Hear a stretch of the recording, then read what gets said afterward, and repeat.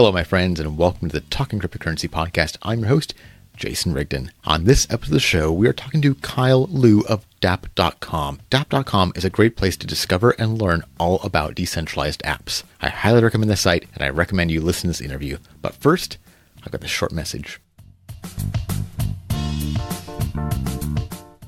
Hello, if you like this episode and you want to hear more like it, please make sure you subscribe to the podcast.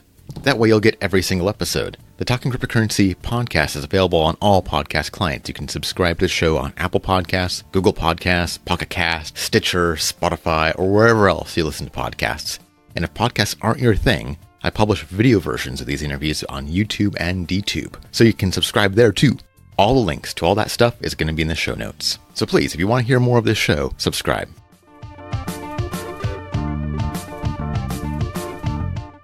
Hello, and on this episode, I'm here with Kyle Liu of Dapp.com. How are you doing today? Pretty good, thanks, Jason. Yeah, hi everyone. So could you tell me a little bit about the problem you're trying to solve with the site? I think like our name tells a lot, and so it's Dapp.com is definitely something about Dapp, something about decentralized application. So we try to help the world to understand and access to decentralized applications. So our goal is to accelerate the mass adoption of blockchain technology. So we try to facilitate the ecosystem by building this comprehensive Dapp marketplace with a lot of data tools and market insights so that the users can discover and have quick access to dApps that were built on different blockchain networks. So if you talk about problems, that there are a few problems that we identified about. So first is that like the users or people like have limited knowledge and access to the dApps. So there's nowhere to find good dApps, and Dapp is hard to access. And then the second is small teams of developers. They're struggling to acquire users. So they build something really awesome, but no one really know about them. And the third one is we still need a lot more developers to come into the space and develop. So could you give our listeners maybe just a brief introduction to what a Dapp is? Okay, so a Dapp is basically a Dapp has two parts. So like it has a front end that is basically similar with like a lot of apps that we've been using. So it looks the same, but from the back end, it's built on the distributed networks or P2P network. And it's open source, and then you basically like no central party is actually running it. So we are very transparent on how is it operated, how many users it has, like how many transactions it has. So that's pretty much what a Dapp is. Okay, and so there's these dApps out there that are looking for users, and users looking for dApps. So how are you solving this problem? We started a few months ago. We started from building this marketplace for dApps, and we created a lot of contents. So we did playlists, we did ranking, we allow users to review dApps. So that's pretty much what Apple App Store was doing for the apps. And we also provide knowledge about dApps. And we develop like a matrix to analyze dApps for users to discover like high quality dApps. And recently, something really awesome is that we have initiated like an event called Dappathon, so which is like a hackathon for building dApps. And we provide trainings on how to build dApps and what is like the basic blockchain. And we have the team to build a Dapp within 24 hours. And we did the first one in Kuala Lumpur in Malaysia last week, and we have like 50 people attended the boot camp, and we have over 100 people participating in the Dappathon. So we are having the next one in Vietnam and Australia, and we try to make it a global tour. So we visit the major cities where a lot of developers are in, and we bring them into the journeys. Oh, that's really cool. So as a user, I go on your site and there's like a leaderboard of dApps, and I can also search for like things like games or maybe the finance ones. Yeah. And then you can like you also be able to see it like what are good selections from us, and like what are the most popular around among different users. And you can read articles of some of the thought leaders, their opinions of that, and their review of that, like all these informations. You also show on the site some of the numbers, the stats for each one of these dapps, like how many active users they have. Yeah. Okay. So you can actually, before you're deciding what game, you might not want to play a game that only has like a handful of users. Yeah, we started with them, and we figured that like we're doing upgrades on the ranking system. So because like we also want to see that like because we if we take a look on the contract side, that is what is actually happening on a Dapp. But like we also like want to see what's happening with the team. So are they doing a lot of marketings? Are they like trying to get more people into into try out the Dapp site? These are some of consideration that we should be taking. So we also want to review on their communities and the progress of the developments. So we will have a new version released soon.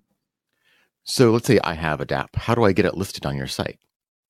It's actually very easy. Like there's a button on the top right corner, and it's like submit Dapps. So you put in your information, the contracts, and your social medias, and any of the information that you have. And so and then we have a review. We usually like try it out. So and then we will list it on the site. That's standard procedures of how we do the listing. Okay, so very straightforward. Yeah. So what have been some of the challenges of building this site? I think like for like a company like us, is not hard to build such site, to be honest. And I think the challenge is more on the markets. So it's about I think it's about the infrastructures, the education, the timing, and the cost and the cost. Like that is like that those are the challenges of like us promoting Dapps. So we can definitely see that there's there's not a lot mentioned about Dapp last year, mainly because of the infrastructure is not up yet. So last year the market is still like we are still incubating the infrastructures, like wallets, like blockchain platforms, like protocols, and I think everyone is like busy doing investments. And this year we have the wallet ready, we have faster and like more scalable blockchains, we have sidechain solutions, we have like smart contract security solutions, and we have Dappcom. And so like the timing is right, and the things are ready. And so then the only thing left is education and course. Then in terms of education, it is never easy when we need to tell people what a Dapp is, and it is not all about tokens. So what is Dapp's advantages towards traditional applications? And the education is not just to users but also to developers, because there's still like only very tiny amount of developers in the space, and we need more developers. And then the best way to bring them is by inspiring them. And it's like when iPhone and iOS was introduced, we actually waited a while until the creation of Angry Birds, and bring all these developers to develop based on Apple. So it takes time, and it is not easy. And one more thing I want to mention is the cost, because right now, like when we download something on iPhone, like most of them are free. But if we want to use a Dapp, like you have to spend money, right? You have to have, like if you're using a Dapp on Ethereum, you have to pay Ether. Like if you're using a Dapp on Neo, you have to pay gas. So like cost is there, and it's still new, so people like are hesitate to try. these are the the challenges that we are facing. So for developers looking to learn about how to make these dApps, do you have any suggestions for resources for them?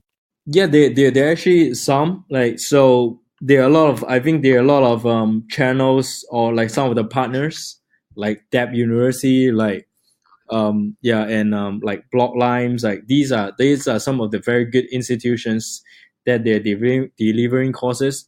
And I think, and because most of the blockchain have a very good community, and the community is actually building all these and documents for them to understand.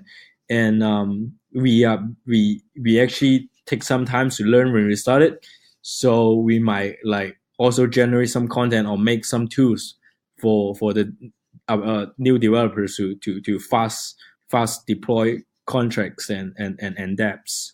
Yeah, that's within our roadmap actually. Okay, then what about the users? Like, there's a little bit of a learning curve just to being a user for these dApps, like having to download MetaMask and get your Ethereum wallet connected.